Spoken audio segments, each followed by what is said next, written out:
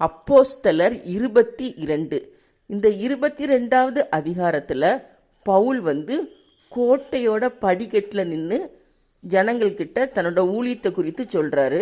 அதுக்கப்புறம் இந்த சேனாதிபதி பவுலை ஆலோசனை சங்கத்தாருக்கு முன்பாக கொண்டு நிறுத்துறாரு. இதுதான் அப்போஸ்தலர் 22 இருக்குது.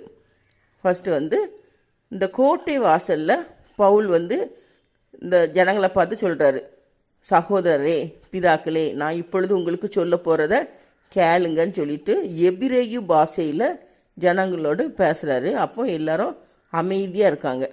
அப்போ என்ன சொல்கிறாருன்னா, நான் ஒரு யூதன், சிலிசியா நாட்டில் உள்ள தர்சு பட்டணத்தில் பிறந்து கமாலியேலின் பாதத்தருகே வளர்ந்து வேத பிரமாணத்தெல்லாம் வேத பிரமாணத்தின்படியே திட்டமாய் போதிக்கப்பட்டு, நீங்கள் எல்லாரும் எப்படி தேவனை குறித்து வைராக்கியமாக இருக்கிறீங்களோ அதே போல் நானும் வைராக்கியம் உள்ளவனாக இருந்தேன்.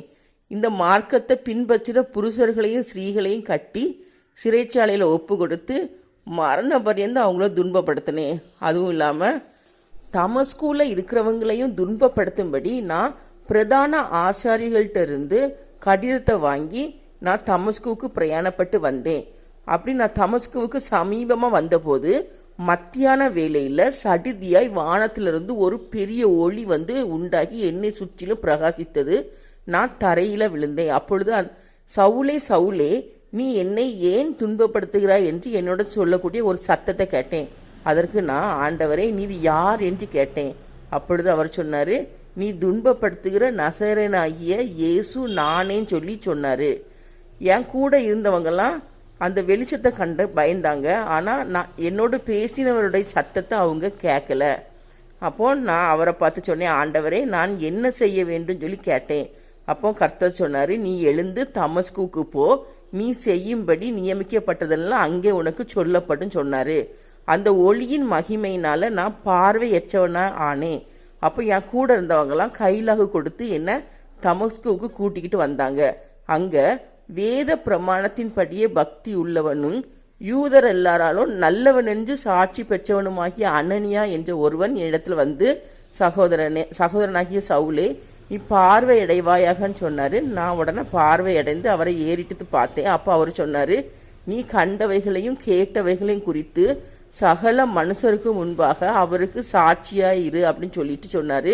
நீ இப்போ தாமதிக்கிறது என்ன, எழுந்து கர்த்தருடைய நாமத்தை தொழுது கொண்டு ஞானஸ்நானம் பெற்று உன் பாவங்கள் போக கழுவப்படும் சொல்லி சொன்னார்.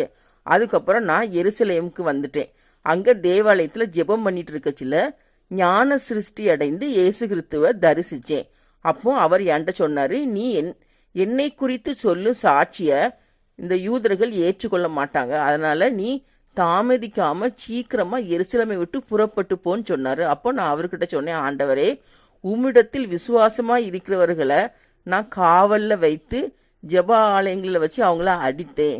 அதுவும் இல்லாமல் உம்முடைய சாட்சியாகிய ஸ்தேவானுடைய ரத்தம் சிந்தப்படும் போது நான் அவனோட அருகில் தான் நின்றேன். அவனை கொலை செய்கிறதுக்கு நானும் சம்மதித்தேன்.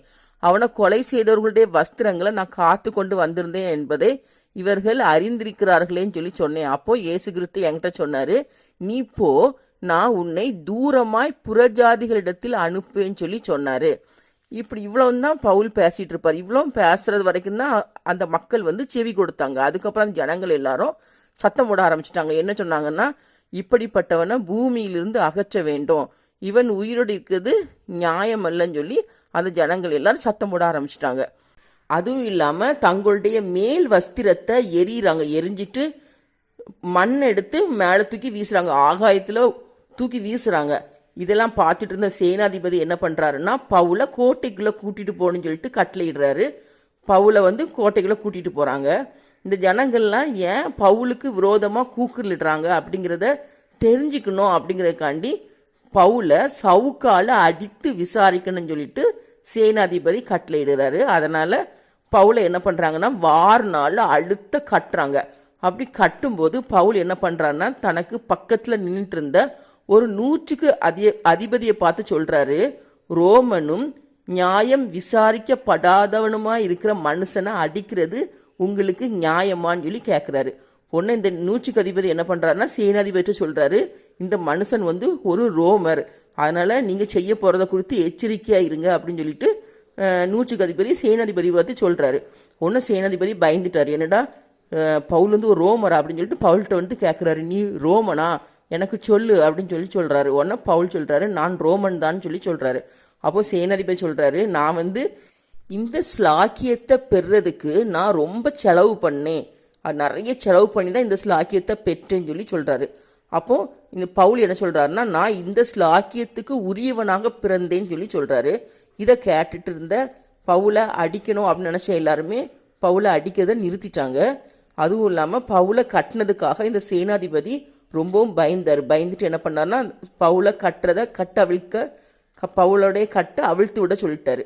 இருந்தாலும் பவுல் மேலே யூதர்கள் வந்து ஏன் இப்படி ஒரு குற்றத்தை சொல்கிறாங்க அப்படிங்கிறத தெரிஞ்சுக்கணும் அப்படிங்கிறதுக்காண்டி என்ன பண்ணுறாருன்னா, இந்த சேனாதிபதி அடுத்த நாள் பிரதான ஆசாரியர்களையும் ஆலோசனை சங்கத்தார் எல்லாரையும் கூடி வரும்படி கட்டளையிட்டு என்ன பண்ணுறாருன்னா, பவுலை கூட்டி கொண்டு அவங்களுக்கு முன்பாக நிறுத்துறாரு.